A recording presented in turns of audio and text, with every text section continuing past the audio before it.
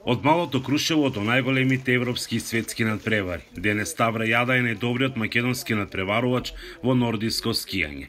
Се почнало во 2012 година во неговиот роден град, од каде 4 години подоцна учествувал на првата младинска зимска олимпијада во 2016 година во Норвешка. Ја представуваше Македонија и на зимските олимписки игри во 2018 во Пјонгчанг и 2022 во Пекинг.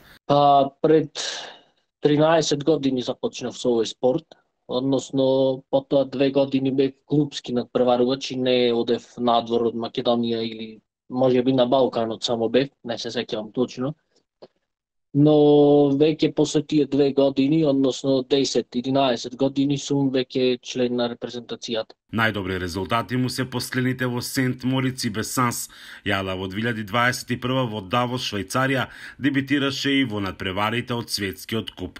Имам постигнато доста добри резултати, но можам да кажам дека најдобрите во зима, односно на ски, ми се последните 2 надпревари, односно 2023 година, каде во Франција го освоив во декември месец 8-то место во конкуренција од 45 надпреварувачи.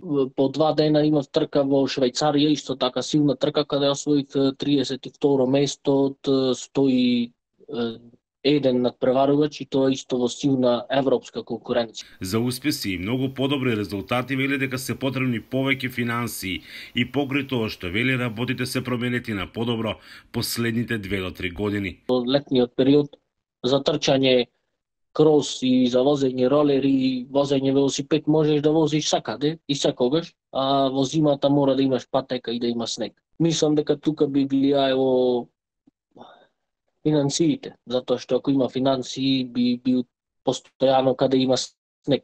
Но голем проблем е што земјава нема соодветна инфраструктура за овој спорт, поради што е неопходно добар дел од подготовките да се одвиваат надвор од државата. Затоа што во една соседна Република Бугарија би спомнал, затоа што најчесто летниот период го поминувам таму на подготовки, би спомнал има околу 5 до 6 така наречени ролбани, тоа е патека наменета за нордиско скијање, каде што има и угорнини, и надолнини, и рамни површини, и тие се околу 2,5 до 4,5 километри, каде што е тоа постелено со асфалт и е надвор од градските средини.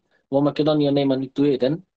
Клучна е инфраструктурата да се изгради еден така наречен ролбан, и тогаш би било многу полесно. Во Македонија ги имаме тие услови најмногу во Крушево и во Маврово за таков ролбан, а во што се несува до зимскиот период, би требало да се воведи топови за вештачки снег и да се прави, да се има логистика околу таа работа, затоа што без тоа не може ништо да се направи.